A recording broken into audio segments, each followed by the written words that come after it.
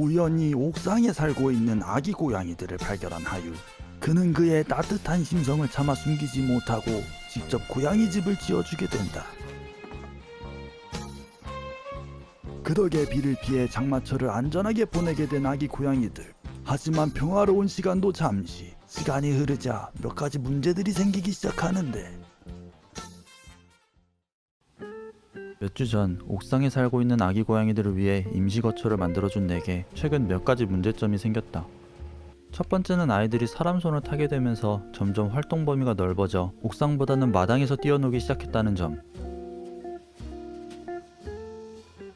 두 번째는 주먹만큼 조그만했던 아이들이 최근 들어 눈 깜짝할 사이에 덩치가 커지면서 엄청 컸는데? 조금씩 좁은 통로를 통해서 올라가야 하는 옥상을 선호하지 않게 됐다는 점. 그리고 마지막으로 바로 똥이다. 옥상, 화분, 더러워, 똥 만진다. 심지어 만들어준 집 안에까지 똥을 싸기 시작했다는 점이다. 이런 이유들로 며칠 밤낮을 고생해서 만들어준 집은 점점 폐허가 되어갔고, 고심 끝에 나는 화장실도 만들어줄 겸 옥상에 있는 고양이 집을 마당으로 옮겨주기로 했다. 다만 문제는 이 집을 들고 옮길 수가 없다는 것이다. 나무로 만들어서 들기는 무거울 뿐더러 이 집을 옮기기에는 통로도 너무 좁다. 한마디로 이 집을 싹 다 철거했다가 다시 지어야 된다는 소리다. 하지만 과거에 내가 생각이 짧아서 이 헛고생을 한다는 것보다 더 화가 나는 사실은 조립을 하는 데만 이틀이 걸렸던 이 집이 철거하는 데는 2시간도 걸리지 않았다는 점이었다. 이렇게 철거를 마친 후에 미리 점쳐둔 새로운 집터를 치워준다. 그리고 집을 다시 만드는 김에 장마철에 쫓겨 급하게 만들었던 이전과는 달리 조금 더 구색을 맞춰 만들어주기로 했다. 우선 나무에 샌딩 작업부터 해준다. 샌딩 작업은 한마디로 표면을 매끄럽게 다듬어주는 작업이다. 처음에는 뭐랄까 때를 벗기는 듯한 성취감이 있어서 재밌었지만 이거 재밌는데? 딱 10개를 했을 때쯤 후회되기 시작했다. 아직도 50개나 남았어. 하지만 겉으로 보기에도 샌딩 작업을 하고 안 하고의 차이가 너무 커서 중간에 그만둘 수가 없었다. 지금 바로 전화주세요. 39,900원.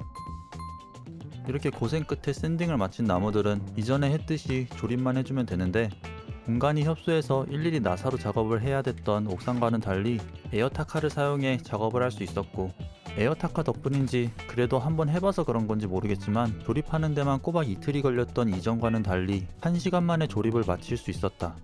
이제 조립도 다 마쳤으니 가장 중요한 스테인 작업을 해준다. 스테인은 간단히 설명을 하자면 나무에 색을 내주는 동시에 곰팡이가 생기거나 뒤틀리는 것을 방지해주는 역할을 해주는데, 크게는 스테인과 니스라고 불리는 바니쉬로 나뉜다.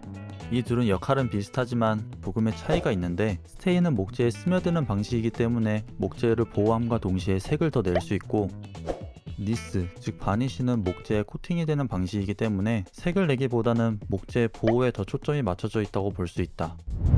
스테인은 사용을 하지 않으면 색소가 가라앉기 때문에 사용 전에 가볍게 색소가 굳었는데? 가볍게 저어주어 색소를 풀어준다.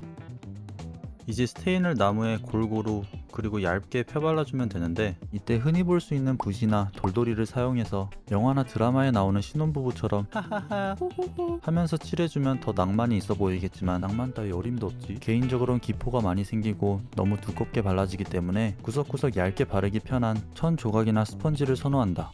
이렇게 스펀지를 사용하면 조금 더디더라도 적당한 양을 골고루 발라줄 수 있다.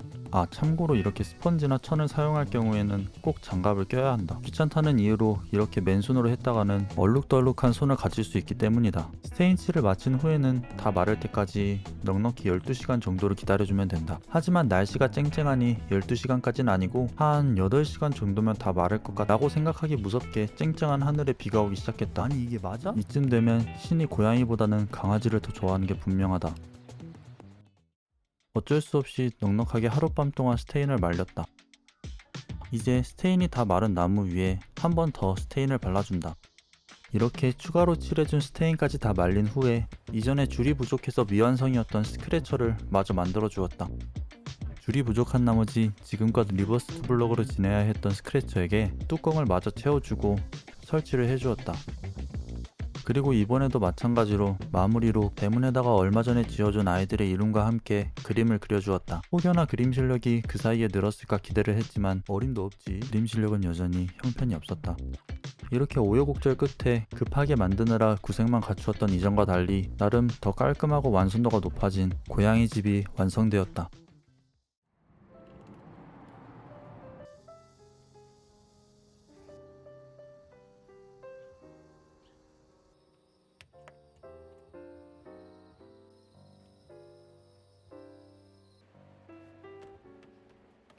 그런데 다 만들고 나서 알게 된 사실이지만 원래는 화장실을 만들어줄 겸 다시 짓기 시작한 거였는데 정작 만들고 보니 화장실을 빼놓고 만들었다. 뭐야 앞이 안 보여.